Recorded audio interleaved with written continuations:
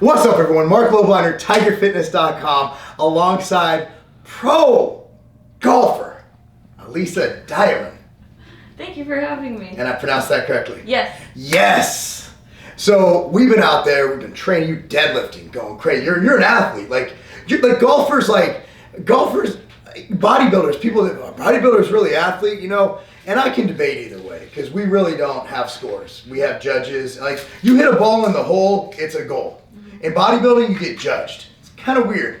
But people say, golf is less of an athletics. Obviously it's a skill sport, but at the end of the day, you're not doing what bad. You're not jumping and slam dunking, but it's such a skill-oriented sport. It's extremely mind involved. Okay. Now, you're an athlete. You deadlift. You eat Skyline chili. You do a lot of cool things. I mean, you're an athlete. You're an athletic person, right? So any top training program will tell you that the number one component of being an athlete, from training to performing, is mindset. Mm-hmm. And that's something that you brought up as something that is vitally important to anything you do, including being a professional athlete. Mm-hmm. Can you explain where mindset, what the importance of it is, how to set it, and how maybe if you don't have the correct mindset, it can completely ruin you? Yeah. Well, they say golf is 80% mental, 20% between your ears.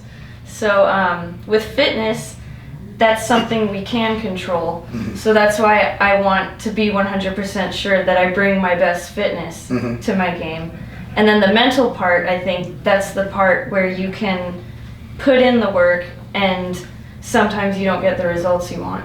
Mm-hmm. So with fitness, we can at least be sure that we can do that. So we can train, we can eat right, and get that done. Mm-hmm. So just have that foundation. And then on top of that, it's just, you got to put yourself out in pressure situations and practice and read about other athletes and psychologists and just learn how to bring your mind to let your body perform the way you want it to.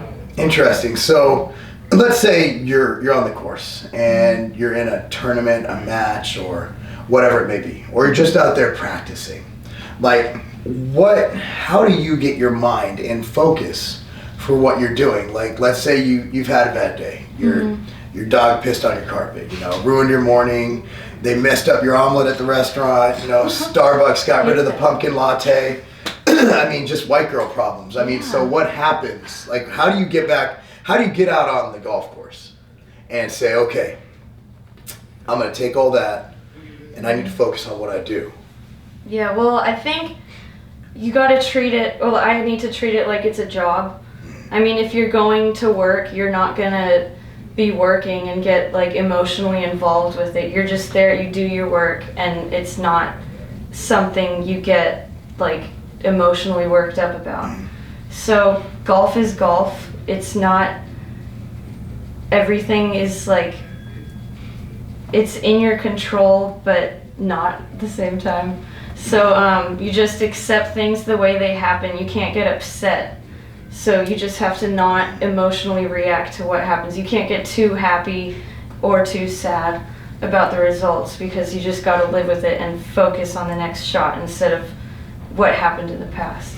Now, golf is obviously mental. We've seen kind of Tiger Woods take a dive due to his stuff that happened off the course. Mm-hmm. So do you try, to keep that mindset?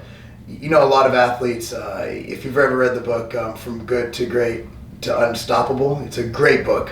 And this is the guy who trained Jordan, Dwayne Wade, Kobe, talked about their mindset and their work ethic and how their mindset was just at a different level. And you find that elite athletes have a different mindset than, let's say, the average person. Because obviously you're around elite athletes, and I find that, even in the gym, you obviously, you're strong. Especially for your size, you train really hard. When you go to the gym, what kind of, you obviously know that translates into golf. How does your mindset play a role in the gym?